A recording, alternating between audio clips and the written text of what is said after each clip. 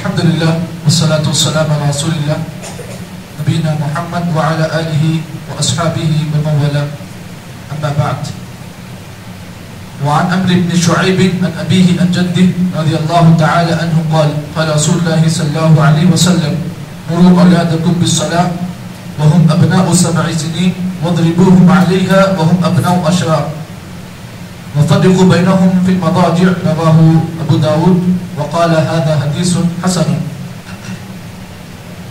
بات چل رہی تھی کہ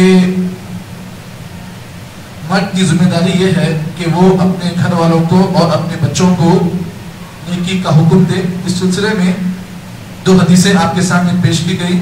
آج تیسری حدیث پیش کی جا رہی ہے. راوی حدیث حضرت عمر بن شعیب رضی اللہ تعالیٰ عنہ ہے. وہ اپنے باپ اور اپنے دادا سے روایت کرتے ہیں. اللہ کے رسول صلی اللہ علیہ وسلم نے فرمایا مروا اولادکم بالصلاة وهم ابناء 7 سنین. اللہ کے رسول نے فرمایا کہ اپنی اولاد کو اپنے بچوں کو نماز کا حکم دو جبکہ وہ 7 سال کے ہو جائیں. اس کے بعد پھر آپ نے فرمایا وَضْرِبُوهُمْ عَلَيْهَا وَهُمْ أَبْنَاءُ 10 اور اگر وہ نماز نہ پڑھتے ہوں تو انہیں مارو جب تک کہ ان کی عمر 10 سال ہو جائے. اگر نماز نہ پڑھنے پر انہیں سزا دی جائے. وَفَرِّقُوا بَيْنَهُمْ فِي الْمَضَاجِعِ اور نبی نے آخری حکم یہ دیا فرمایا کہ 10 سال کے جب بچے ہو جائیں تو ان کے بستروں کو تم الگ کر دو. اس حدیث کو امام ابو داؤد نے روایت کیا ہے. ایک اور روایت میں اللہ کے نبی صلی اللہ علیہ وسلم نے اسی حدیث کو دوسرے معنوں میں آپ نے بیان کرتے فرمایا علموا الصبی الصلاۃ ل7 سنین. نبی نے فرمایا کہ اپنے بچوں کو جب وہ 7 سال کے ہو جائیں نماز کی تعلیم دو. یعنی نماز کی تعلیم کا مطلب یہ ہے کہ نماز کے بارے میں انہیں سکھاؤ کہ نماز کیسا پڑھا جائے, نماز کو کیسے انداز سے پڑھا جائے, رکوع کیسے کیا جائے, سجدہ کیسے کیا جائے. اللہ کے نبی نے اس حدیث میں یہ حکم دیا وَضْرِبُوهُمْ عَلَيْهَا ابْنُ 10 سنین اور اگر وہ 10 سال کے ہو جائیں تو نماز نہ پڑھنے پر سزا دیا جائے.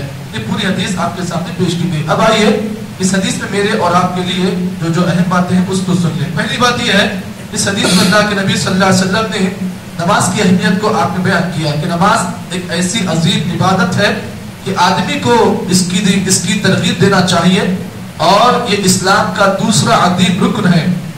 اور نماز کی اہمیت کا سلسلہ اور نماز کی اہمیت کا اندازہ آپ اس بات سے لگائیں کہ نبی اکرم صلی اللہ علیہ وسلم نے نماز نہ پڑھنے پر سزا دینے کا آپ نے حکم دیا ہے. تو اس حدیث میں سب سے پہلی بات جو ہم تمام کے لیے ہے وہ یہ ہے کہ ماں باپ کو چاہیے اور سرپرست کو چاہیے کہ اپنی اولاد کو نماز کا حکم دے اور نماز کے بارے میں انہیں تعلیم دے اور نماز کے بارے میں نماز کے شرائط اور نماز کے کیا کیا ارکان ہیں اس کی تعلیم اپنے بچوں کو دے. کب؟ جب تک کہ بچہ 7 سال کی عمر کو پہنچ جائے. یعنی معلوم یہ ہوا کہ 7 سال کی جب بچہ عمر کو آ جائے اس سے پہلے ہی اپنے بچوں کو آپ نماز کی تعلیم دیں کہ نماز کے بارے میں اس کے ارکان, اس کا طریقہ, اس کے شرائط, ان تمام چیزوں کی تعلیم اپنے بچوں کو کب دیں؟ 7 سال کی عمر سے پہلے ان کو دے دیں. اس کے بعد جب 7 سال سے آگے عمر بڑھ جائے تب انہیں نماز نہ پڑھنے پر سزا دینے کا آپ نے حکم دیا. یہ پہلا مسئلہ اس حدیث میں مجھے اور آپ کو معلوم ہوا. دوسرا مسئلہ اس حدیث میں یہ معلوم ہوا کہ اپنے بچوں کو, اپنی اولاد کو اس بات کی بھی تعلیم دے کہ توحید کے بعد اللہ کی نگاہ ہمیں سب سے اہم کام نماز کا ہے. اپنی اولاد کو آپ اس بات کی تعلیم دے کہ دیکھ میرے بچے توحید تو تیرے پاس آ گئی لیکن توحید کے بعد جو سب سے عظیم تعلیم ہے, عظیم چیز ہے وہ نماز ہے.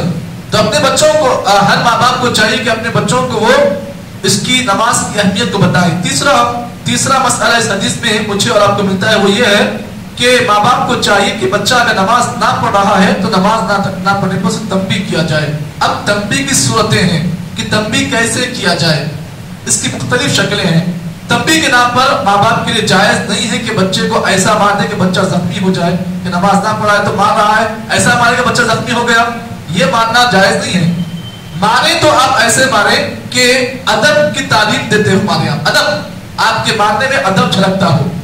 اب باپ بچے کو ایسا مارے کہ باپ کا کوئی زخم اس پر نہ ہو, ایسا مارنے کا اس حدیث میں حکم دیا گیا. اور ہر ماں باپ کی یہ ذمہ داری ہے کہ نماز کو آنے سے پہلے اپنے بچے کو بھی آپ نماز کی ترغیب دلاتے. بچہ نماز کا ٹائم ہوا ہے, چلا جائے نماز کو.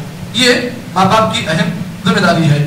اور بعض علماء نے اس حدیث میں یہ بھی لکھا کہ بچے کو جو آپ مار رہے ہیں تقریباً وہ مار 3 سے لے کر 10 تک کا جو عدد ہے اس میں مارے آپ 3 سے لے کر 10 تک کی جو تعداد ہے کتنا آپ مار سکتے ہیں، نہیں اس سے بڑھ کر آپ 10 سے 11 12 13 14 15 مار دیں گے، یہ جائز نہیں ہے۔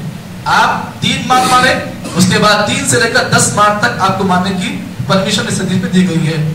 اور چوتھا مسئلہ اس حدیث میں یہ معلوم ہوا کہ اگر آپ کا بچہ مجنون ہے، دیوانہ ہے، پاگل ہے، جنون اس پر لائق ہے، تو اب آپ ایسے بچے کو نماز کی تعلیم نہ دیں، یہ بہتر ہے۔ کیوں؟ اس لیے کہ نماز کی شرائط میں سے ایک شرط یہ بھی ہے کہ نماز پڑھنے والا مجنون نہ ہو، دیوانہ ہو، پاگل نہ ہو، تو پاگل کی نماز قابل قبول نہیں ہوگی۔ یہ چوتھا مسئلہ ہے۔ پانچواں مسئلہ اس حدیث میں یہ بھی معلوم ہوا کہ ہر ماں باپ کو چاہیے کہ وہ اپنے بچوں کی حفاظت کرے، بچوں کی تربیت کرے اور بچے کی نگرانی کرے کہ میرا بچہ کیا کر رہا ہے، عمر کے کس حصے میں کون سا کام کر رہا ہے، اس کی نگرانی ہر ماں باپ کی ایک اہم ذمہ داری ہے۔ اس حدیث میں ایک اور مسئلہ یہ بھی معلوم ہوا کہ نماز کسی بھی انسان کے لیے چھوڑنا جائز نہیں ہے، الا کہ کوئی عذر ہو۔ اور عذر کیسا ہو؟ وہ انسان مریض ہے، بستر پا چکا ہے اور بستر پر بھی ہے، تو پھر اللہ کے نبی نے اس کو بھی تعلیم دی ہے کہ وہ اشارے سے نماز پڑھے۔ اب ایسا مرض لاحق ہو چکا ہے آدمی کو کہ آدمی نماز نہیں پڑھ سکتا، تو اس صورت میں رخصت ہے، لیکن بنا عذر کے اگر کوئی آدمی نماز چھوڑتا ہے تو اللہ کے نبی صلی اللہ علیہ وسلم کی حدیث ہے کہ من ترک الصلاۃ متعمدا فقد کفر، اگر کوئی آدمی نماز کو جان بوجھ کر چھوڑتا ہے تو اس نے کفر کیا۔ تو یہ پوری حدیث اس حدیث میں اللہ کے نبی صلی اللہ علیہ وسلم نے ہر ماں باپ کو اس بات کی تعلیم دی کہ وہ اپنے بچوں کو جب بچہ 7 سال کی عمر کو پہنچ جائے اپنے بچے کو آپ نماز کی تعلیم دیں، نماز کے بارے میں سکھائیں، اور جب بچہ 10 سال کا ہو جائے اس سے پہلے آپ اس بچے کو جو ہے اس کا بستر الگ کر دیں اور نماز نہ پڑھنے پر اسے آپ تنبیہ کریں۔ اس حدیث میں اللہ کے نبی نے یہی باتیں بیان کی ہیں۔